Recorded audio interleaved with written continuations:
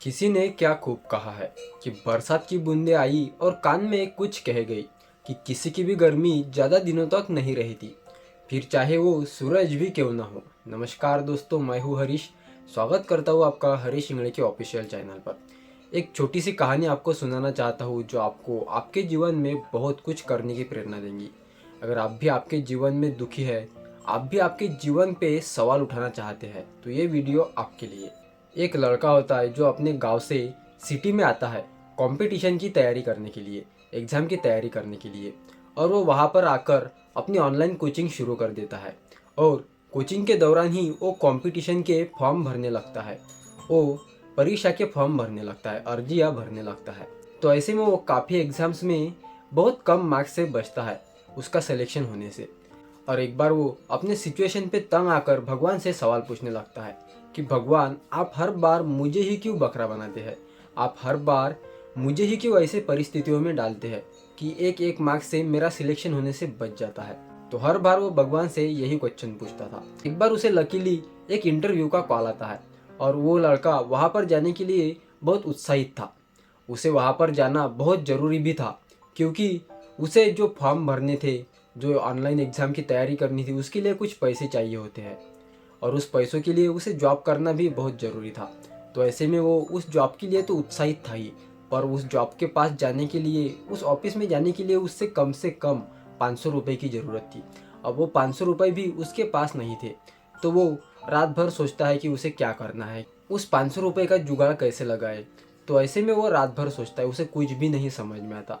तो वो लड़का सवेरे उठते ही भगवान से प्रार्थना करता है कि भगवान, आज कुछ चमत्कार कर देना, क्योंकि मुझे आज किसी भी हालत में उस ऑफिस में जाना है इंटरव्यू देने के लिए, क्योंकि मुझे फॉर्म भरने के लिए, प्रिपरेशन करने के लिए पैसों की ज़रूरत लगेंगी और वो मुझे इस ऑफिस से ही मिलेगा।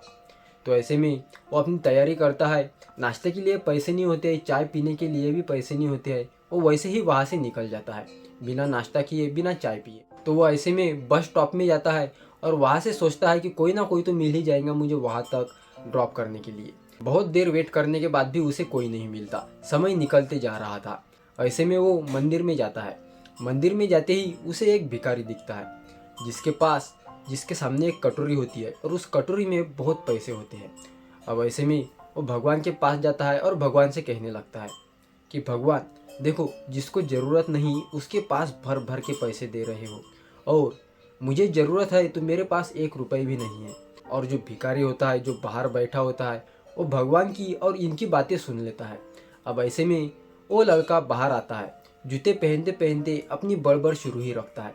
ऐसे में ये जो भिखारी बाबा होते हैं वो बच्चे से कहते हैं कि क्या हुआ बेटा, क्या मैं तुम्हारी कुछ मदद कर सकता हूँ?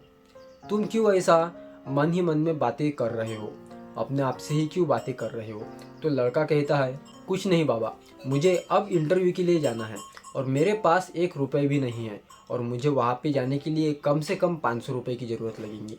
तो ऐसे में वो बाबा जी कहते हैं, कोई बात नहीं बेटा, तुम मेरे पास से पैसे ले सकते हो, वो भी उधारी पे, क्योंकि मुझे इसका कुछ ज़्यादा काम नहीं है, मुझे इससे सिर्फ कुछ दवाई ही खरीदनी थी।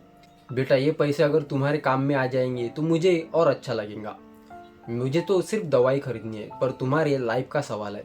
तुम जाओ और ये पैसे लेकर अपना इंटरव्यू दे दो। तो ऐसे में वो लड़का बाबा जी से कहता है, भिखारी बाबा से कहता है कि बाबा जी, मैं आपको ये पैसे मेरे पास आते ही तुरंत लौटा दूंगा। मैं इसे उधारी के तौर पर लेके जा रहा हूँ और आपको इसे ब्याज के साथ लौटा दूंगा। तो वो बाबा जी कहते हैं, ठीक है बेटा, पर मुझे इस पैसों की सच में कोई ज़रूरत नहीं है।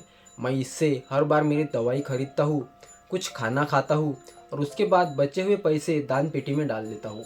तो लड़का बाबा जी की उस बातों को सत्य मान बैठता है और वहाँ से इंटरव्यू के लिए निकल जाता है। और लड़का लकीली इंटरव्यू में सिलेक्ट भी हो जाता है। जॉब में वो सिलेक्ट भी हो जाता है, उसकी जॉब भी लग जाती है, उसे 30,000 रुपये की जॉब भी लग जाती है पर मंथ वाली। तो ऐसे में वो आते आते सोचता है कि मैं सबसे पहले बाबा जी के पास जाऊंगा, उनका आशीर्वाद लूँगा और उनके लिए दवाई भी खरीदूंगा और उनकी बहुत सेवा करूँगा। वो जैसे ही बाबा जी के पास जाता है, उसे वहाँ पर बहुत भीड़ दिखती है। और दोस्तों, आपको सुना दूँ, यहाँ पे कहानी में ट्विस्ट आता है, क्योंकि वो लड़का जैसे ही वहाँ पे जाता है और भीड़ को चीरते हुए अंदर जाता है, तो वो देखता है कि ये क्या, वहाँ पे तो भिखारी बाबा मृत अवस्था में पड़े हुए हैं। ऐसे में उसे कुछ भी नहीं सोचता कि यहाँ पर क्या हुआ। तो उस भीड़ से ही एक आदमी कहने लगता है कि बाबा जी को दवाई की बहुत ज़रूरी थी और उनके पास पैसे नहीं थे, इसलिए उनकी मौत हो गई समय पे दवाई न मिलने के कारण। और ऐसे में वो बहुत पछताता है, शायद मैं अगर बाबा जी के पैसे नहीं लेता तो आज कुछ और होता, बाबा जी जिंदा होते। और वो भगवान की तरफ देखता है और कहने लगता है कि भगवान ऐसा क्यों, किसी का जीवन बनाने के लिए किसी की मृत्यु क्यों। ऐसे बहुत सारे सवाल भगवान के सामने पूछने लगता है। और ऐसे में भीड़ से एक आदमी कहने लगता है कि कोई बात नहीं, भिखारी था चले गया, उसकी समाज में कोई इज्जत भी नहीं थी। ऐसे में ये लड़के की आंखों में बहुत आंसू आते हैं, अपनी आंखें नम कर कर ये वहाँ पे रोते बैठता है। दोस्तों कहानी तो खत्म हो गई। दोस्तों इस कहानी से हमें एक सीख मिलती है कि किसी के भी जीवन की स्थिति को बिना जाने उसको एकदम जज मत कीजिए, उसके बारे में कोई भी रिजल्ट मत सुनाइए कि वो किस सिचुएशन में यहाँ तक आया, उसके साथ क्या हुआ, बिना सोचे कुछ भी नहीं करना चाहिए।